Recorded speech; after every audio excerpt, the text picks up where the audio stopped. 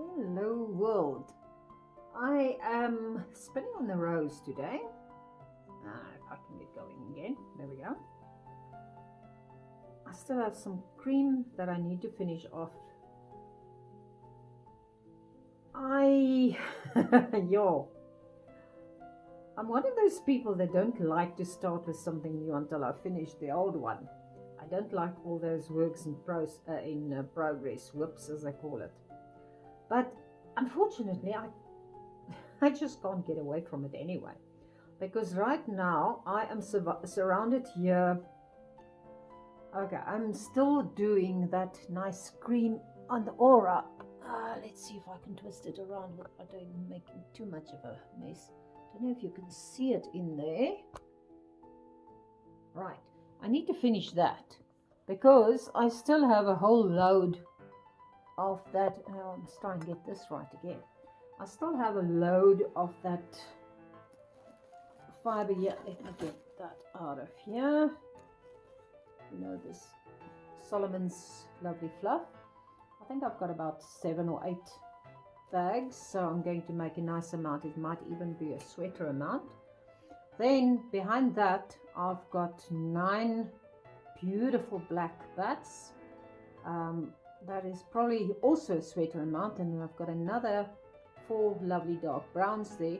Now with all of these different colors, I need to make a few pairs of socks in different patterns, which I want to share with you.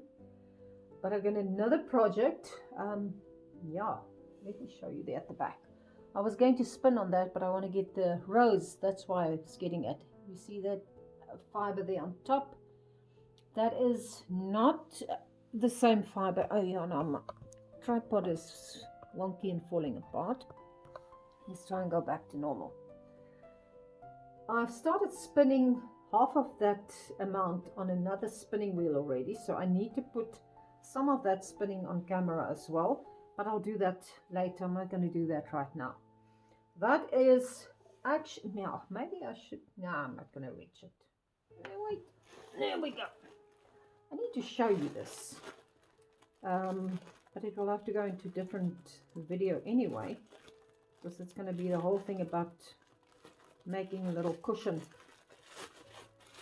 What makes this interesting and different, this is a fiber. I don't know if you can see it. This is what some people would call waste, because this is thirds. It came from the alpaca's legs, and at the bottom of the stomach, when we start shearing, we take out all the coarser fibers, because this is rather coarse. Well, in the world of fiber, there's a lot of sheep that actually comes naturally like this.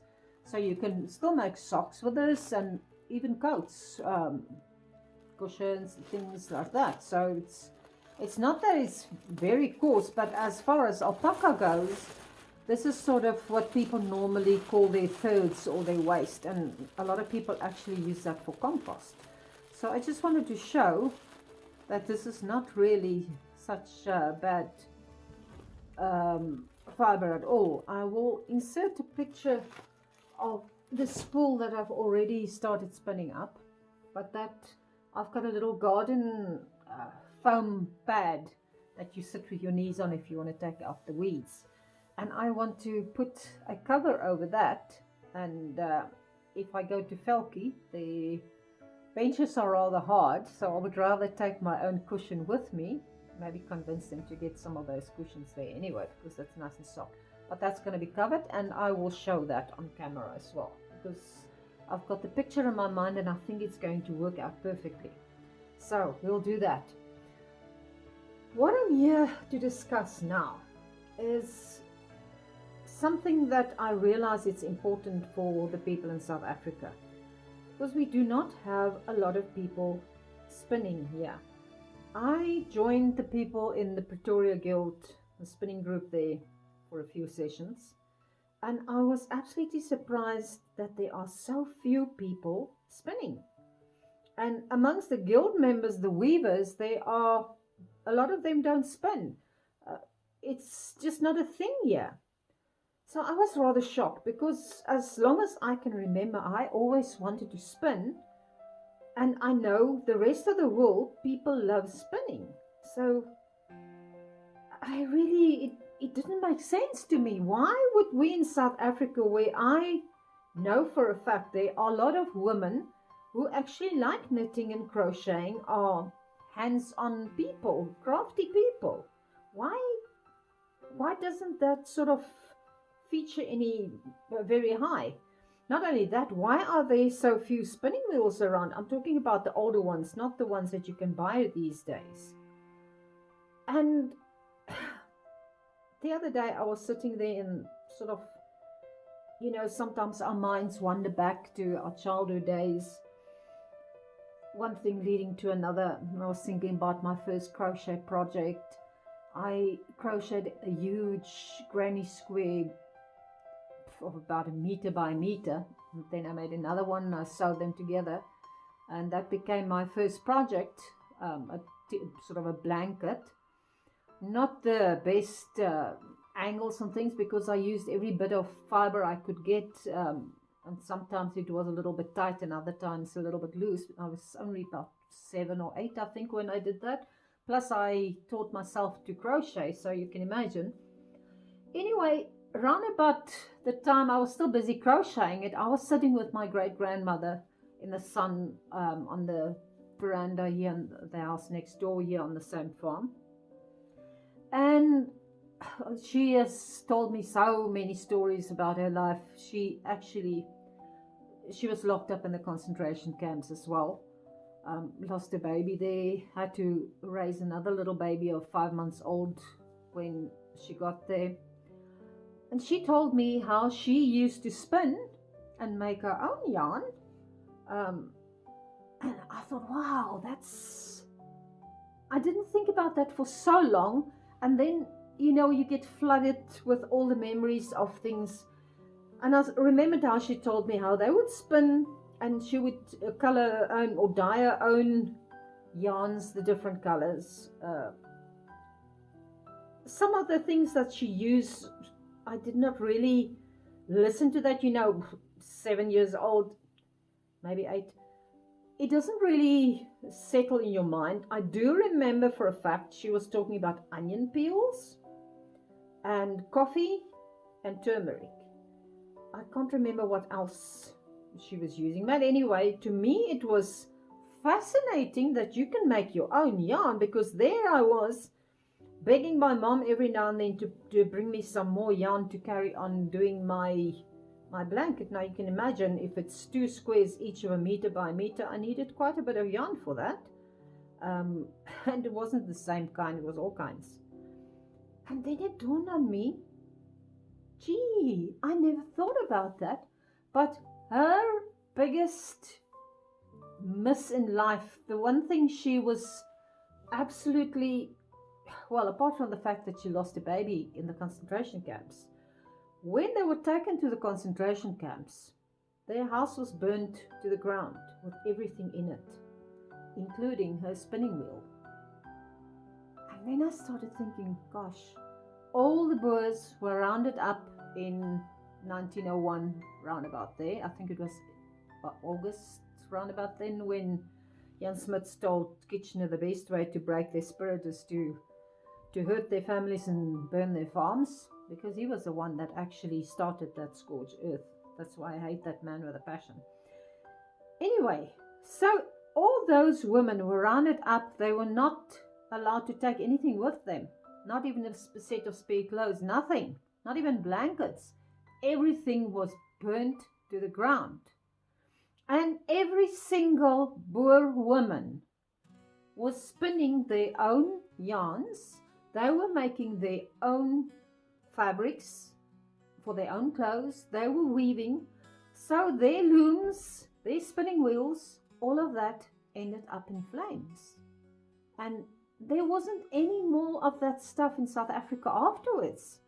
So then it made a lot of sense to me. My goodness, it's, it is so sad, and one shouldn't think about it. I hate the English already enough for what they did to us back then.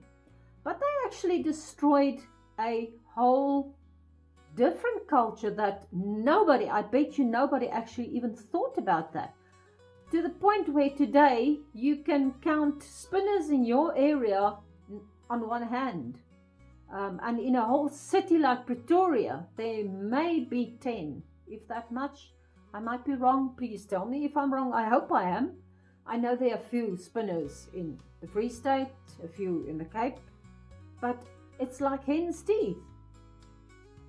The Cape might have more because obviously they helped the English to burn down everything up here in the Transvaal and the Free State. So I'm sure there will be more spinners down there. But up here, no, they do not exist because it was all burned down. It is sad, but I honestly hope that with time people will start spinning again. And I mean, spinning wheels are expensive, I know that. That's why I will add a few videos as well on how to spin on spindles. My very first video on that 5 colors of alpaca, there's a little bit of a Turkish spindle in there, so it's not difficult to start spinning on next to nothing. And then it started making sense to me why that has always been sort of in the back of my mind. I just didn't think about it like that, because I also thought, yo, I must probably be a little bit cuckoo because I am so passionate about spinning and I want to teach people to spin, how to make spinning big again in South Africa too, because it is already rocking and rolling all over the world in every continent except in South Africa. Well, now I know why, so let's hope it changes from here. I'm going to leave this as a short and sweet spinning video. Not much. I've got some fluff left on this one still. Yeah, you can see a little bit of what's going on in there. I'm going to carry on spinning on this because I need to finish this much. I've spun the other half already on the little gem. Then I can do my plying, and I will probably split this up in 2 skeins, because one I would like to sort of over dye in a different color. I haven't decided what it will become yet. Then I am itching to start with my thirds on another wheel as well, so I can get that plied probably today already and start crocheting my cushion, because I've got that picture. Oh yes, and I will hopefully sometimes this week do the weaving of my other cushion, the one that's part of the 5 colors alpaca. I know exactly what I want to do there.